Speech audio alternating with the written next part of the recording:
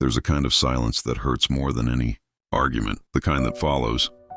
The words, "You're not enough." That's what she said before walking out of my apartment. We'd been together for almost 4 years. The kind of relationship that started with laughter, long drives, and lazy mornings.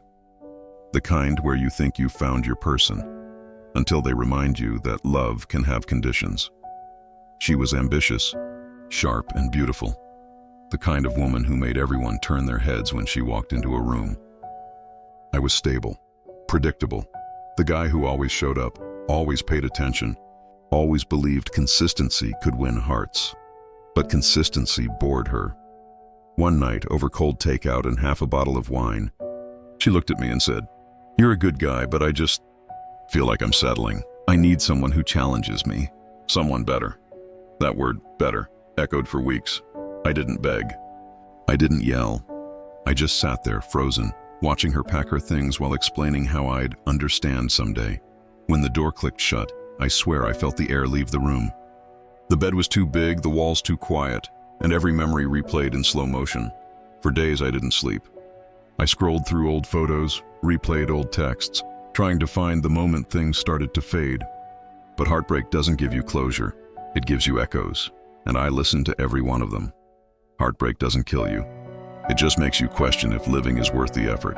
I went through the motions. Work, home, repeat. Smiling in meetings. Pretending I was fine. My friends tried to drag me out. But small talk and loud music only reminded me how disconnected I felt from everything. At night, I'd sit by the window, watching city lights blur through the rain. It's strange how thousands of people can live within a few miles of you, yet loneliness makes the world feel empty. Social media didn't help. Every scroll showed happy couples, luxury trips, soft life aesthetics. Everyone looked like they were winning, except me. And then came the worst part. She started posting again.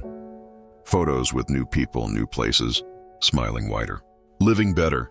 Every picture felt like proof that I was the problem. That I'd been left behind because I wasn't enough. I didn't realize it then. But that's when the real transformation began. In the pit of hopelessness. When your only options are to drown or climb. One night, around 2 a.m., I stood in front of my bathroom mirror. Eyes red, hair messy, shoulders slumped. I didn't recognize myself, and I heard her voice again. "You'll never find someone better. But what if someone better wasn't someone else? What if it was me?" That thought hit hard, sharp and clear. I realized I had spent years waiting for someone to validate me, to tell me I was enough, to give me permission to feel worthy. But no one was coming to save me. So that night, I made a promise, not to her, but to the man in the mirror. I promised I'd become the kind of person I'd be proud to wake up as. The next morning, I signed up for a gym membership, not to get revenge. Not to post progress pictures, but because I needed structure. The first week was brutal. My body ached, my mind resisted, and every rep felt pointless. But discipline doesn't care about feelings. It only asks if you'll show up, and I did. Every morning before sunrise, I trained. Every night I read. Books on mindset, success, stoicism, purpose. I filled my head with voices that pushed me forward instead of pulling me back. I started eating better, sleeping better, journaling every day.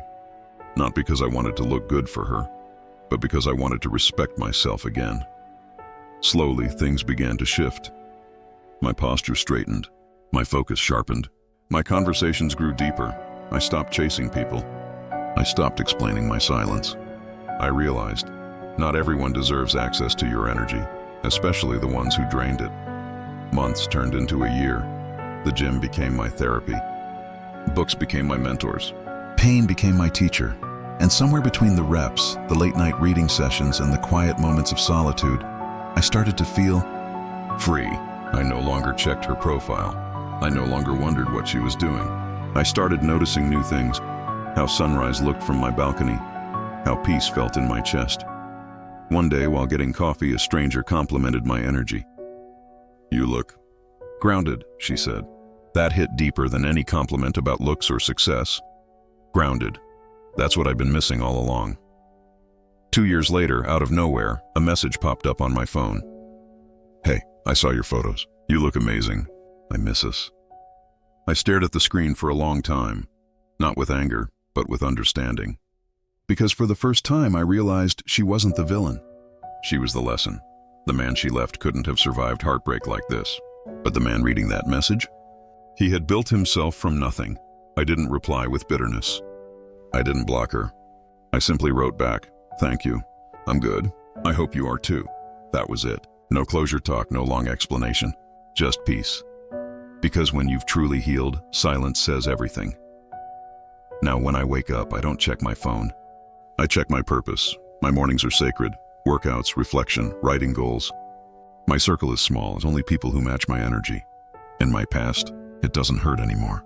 It built me. I've learned that solitude isn't loneliness, it's clarity. That peace isn't found in people. It's built in discipline. And that someone better wasn't a person I needed to find. It was a man I needed to create.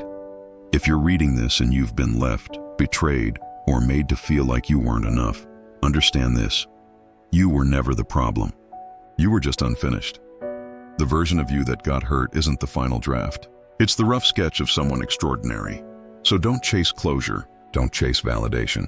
Don't chase them. Chase growth. Chase silence. Chase the life that doesn't need explaining. Because one day, when they see you again, not the broken version, but the grounded, confident, focused version, they'll realize what they lost. And you won't need to say a word. She said I'd never find someone better. She was right. I stopped looking for someone better. Because I became him. And that right there is the sweetest kind of revenge. Not to outshine them, but to outgrow them.